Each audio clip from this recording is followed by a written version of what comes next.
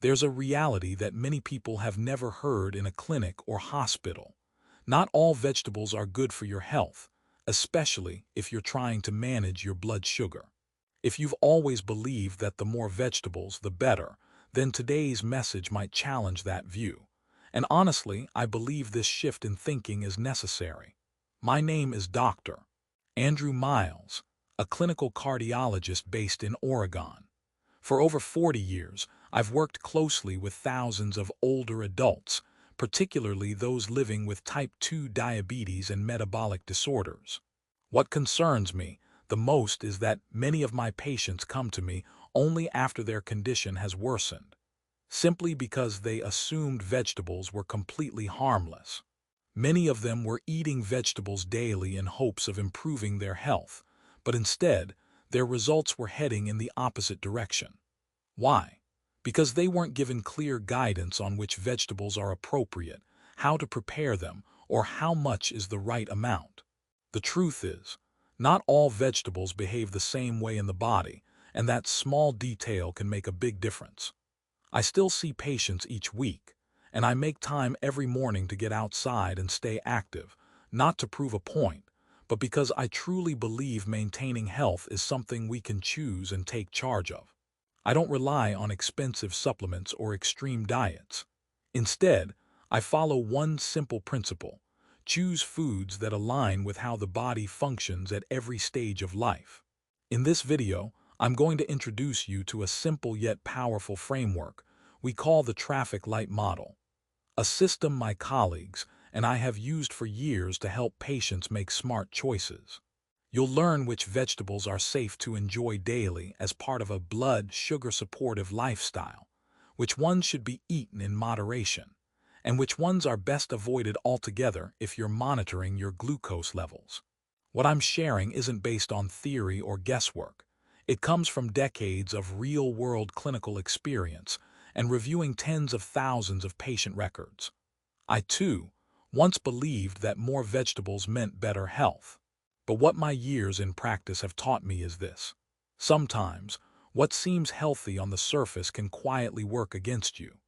My hope is that this video will encourage you to take another look at your eating habits, not to change everything overnight, but to start making small, meaningful shifts.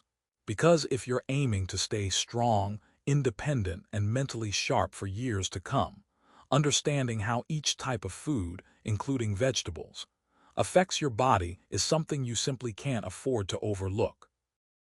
I still vividly remember a case that left a lasting impression on my career and ultimately changed the way I approach diabetes care. It happened over 10 years ago when an elderly woman, let's call her Mrs. M, came into my clinic with her husband. At the time, she was one of the most proactive and disciplined patients I had ever met. Mrs. M tested her blood sugar 3 times a day, carefully documented every meal in a notebook, and went for a walk every morning, rain or shine. Her daily meals were what you'd typically call healthy: dishes with broccoli, cabbage, and stir-fried carrots, foods she believed were good for managing blood sugar. Looking over her notebook, I couldn't find anything that needed adjusting. Everything seemed textbook perfect: a balanced diet, regular habits, consistent exercise. And yet, despite all her efforts, her blood sugar levels remained high, both fasting and post-meal. We tried switching medications and adjusting dosages, but the results were minimal. Then one day, Mrs. M came back to the clinic looking exhausted and discouraged. She said something that really stuck with me. "Doctor, I've done everything right. Why is my blood sugar still all over the place?" I felt responsible for giving her a real answer. So I went back through her food log, and then I noticed a small detail that made me pause. A line that read, "carrots stir-fried thoroughly in oil." And that was it, the light bulb moment. Very few people realize how much the way you prepare food can affect your blood sugar. Take carrots, for example. Raw carrots have a low glycemic index and are great for glucose control. But when you cook them at high heat in oil, the starch structure changes, and they can spike your blood sugar just like refined carbs. For the longest time, I believed that simply telling patients to eat more vegetables was foolproof advice. But in Mrs. M's case, it was that very healthy dish, stir-fried carrots, that was likely making her condition worse. That day I realized something critical: knowing what to eat isn't enough. How you eat it, how it's cooked, can make all the difference. That was the turning point. I began reevaluating everything I thought I knew. I went back to the research, revisited studies on vegetables, cooking methods, and their real impact on blood glucose. And I came to understand that patients don't need complicated theories. They need clear, simple guidance that they can apply in their everyday lives. That's how I came up with the traffic light system for classifying vegetables, something I'll be sharing with you in this video. It's built not on theory but on real-life experience, and I hope it helps you the way it helped Mrs. M, and so many others since. Ever since that unforgettable experience with Mrs. M, I've been applying what I call the traffic light system for classifying vegetables to every patient who walks into my clinic. My goal was simple: to offer a practical, easy-to-use tool that empowers people, especially those managing diabetes, to make better choices at mealtime, even when they're on their own without a doctor around. The results have far exceeded my expectations. Several patients who had been on medication for years without stable blood sugar levels began seeing improvements within just 2 to 3 months of following these dietary adjustments. I still remember one particular patient, a 70-year-old retired railway worker. For the first time in over 15 years, he saw his fasting glucose drop into the normal range. He stood in silence, tears welling up in his eyes. No words were needed. That one number on the monitor said everything. That moment made it clear: this system isn't just useful for me as a doctor. It can become a powerful tool for the community, especially for older adults who want to actively manage their blood sugar. In the next section, I'll walk you through the basics of the traffic light vegetable system. It's divided into 3 simple groups: green, eat freely; yellow, eat in moderation; red, limit or avoid. These categories are based on glycemic index, nutritional content, and real-life feedback from patients. Green group, eat freely. These are low glycemic, high-fiber vegetables that are ideal for daily meals. When prepared properly, they don't raise blood sugar. In fact, they help slow down how your body absorbs carbohydrates, making it easier to keep glucose under control. 1. Broccoli. Broccoli is one of the most highly recommended vegetables for people with diabetes. It contains sulforaphane, a compound shown to improve insulin sensitivity and reduce inflammation. One of my former patients, a retired high school teacher, made it a habit to eat broccoli before every main meal.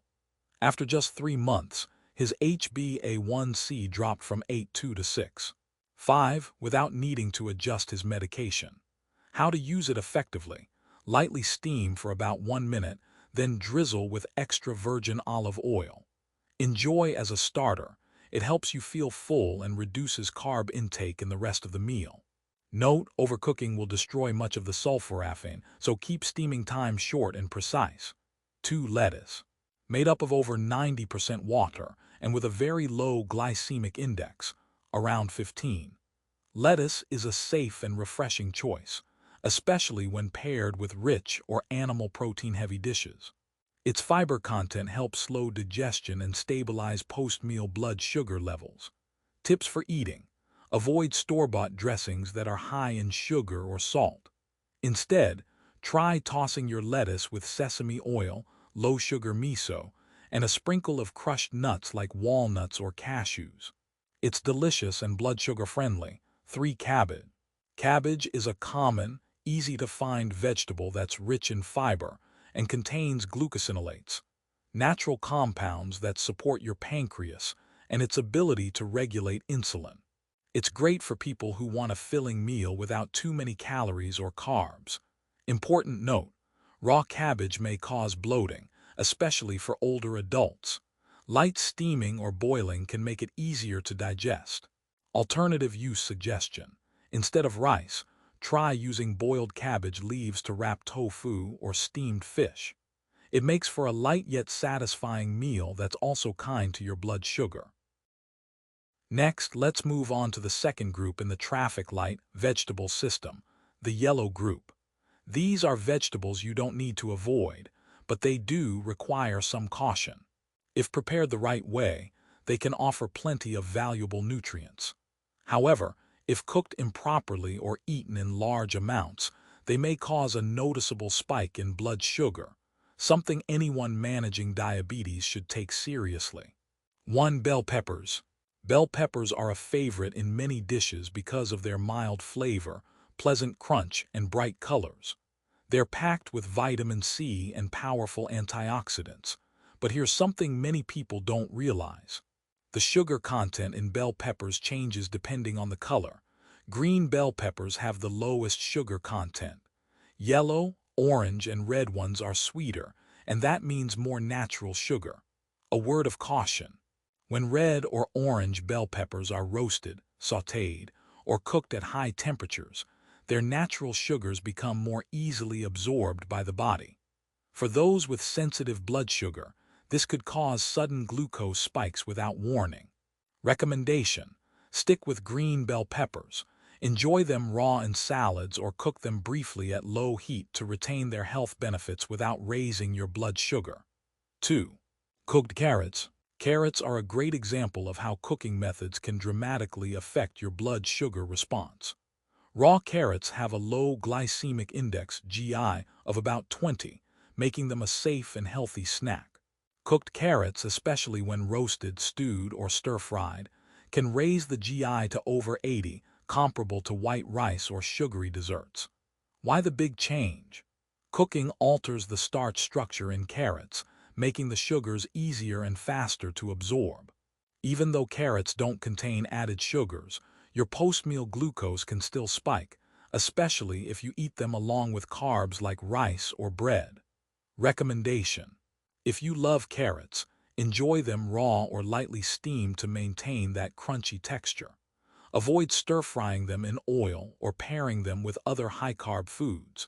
These small tweaks can make a big difference in how your blood sugar reacts. 3. Pumpkin. Pumpkin is naturally sweet, easy to eat, and often seen as a health food because it's rich in beta-carotene and antioxidants. But here's the catch: it's also high in starch. When fully cooked, like in soups, porridge, or stews, it can cause a sharp rise in blood sugar. Let me share a real story. I once had a patient in his 60s who lived alone. Thinking pumpkin porridge was a healthy breakfast, he started eating it every morning. After a few days, he felt unusually tired and thirsty. When he checked his blood sugar, it had soared past 300 mg/dl, and he ended up in the hospital. Recommendation: pumpkin should not replace your main starches like rice or bread.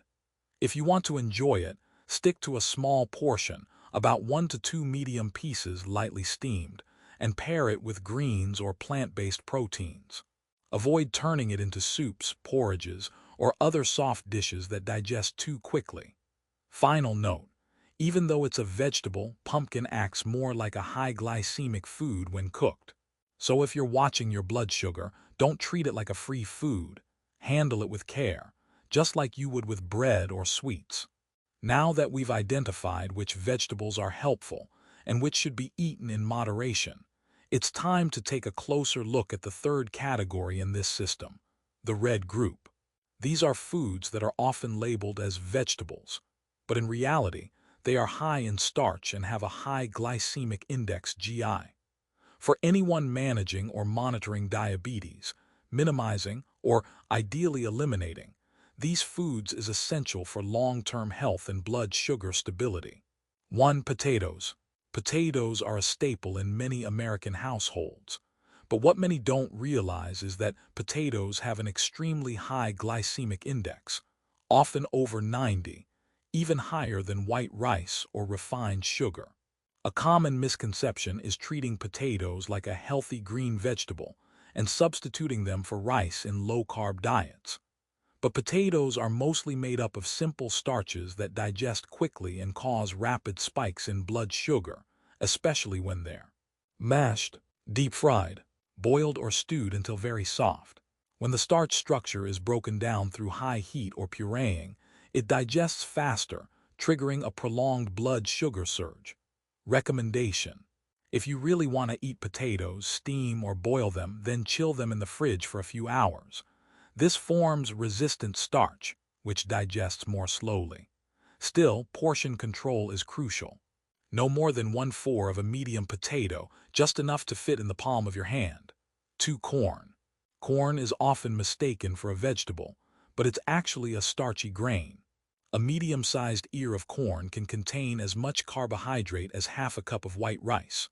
When corn is prepared in forms like grilled corn on the cob, popcorn especially with butter or cheese, corn-based products like cornmeal or corn syrup in baked goods or sodas, it can significantly raise blood sugar levels after eating. I've had patients tell me, I skip rice and just eat grilled corn in the evening to keep it light. But when we check their post-meal glucose, it's unusually high. In those cases, corn has simply replaced rice without offering any real benefit to blood sugar control. Recommendation: if you choose to eat corn, limit it to half of a small cob, boiled or steamed without salt, butter, or sugar. Pair it with high-fiber leafy greens to help slow down carbohydrate absorption. 3. Sweet potatoes. Sweet potatoes are often considered healthy, thanks to their fiber and vitamins. But for people trying to manage their blood sugar, they should be eaten with caution. Their glycemic index varies depending on how they're cooked. Lightly steamed, GI around 70, acceptable in small amounts. Baked, GI can exceed 90, due to water loss and sugar concentration during cooking. One common mistake is using sweet potatoes as a daily substitute for rice or bread.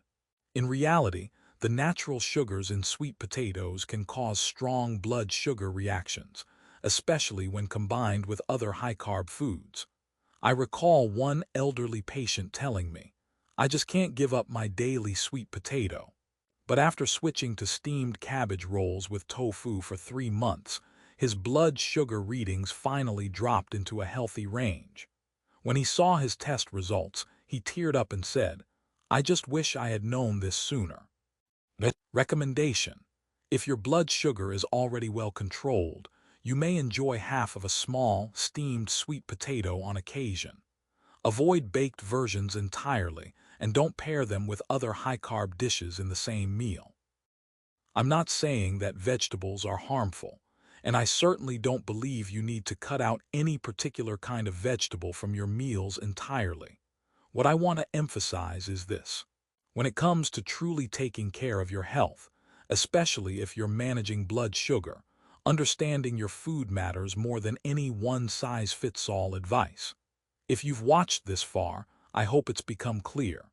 It's not just what vegetables you eat, but also how much, how you prepare them, and what you eat them with. All of these factors play a real role in how your body responds. Changing the way we eat doesn't have to happen overnight. In fact, it's the small, consistent adjustments that lead to lasting results.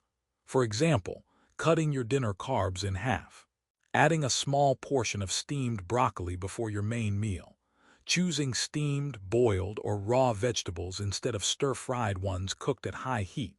These changes may sound simple, and they are.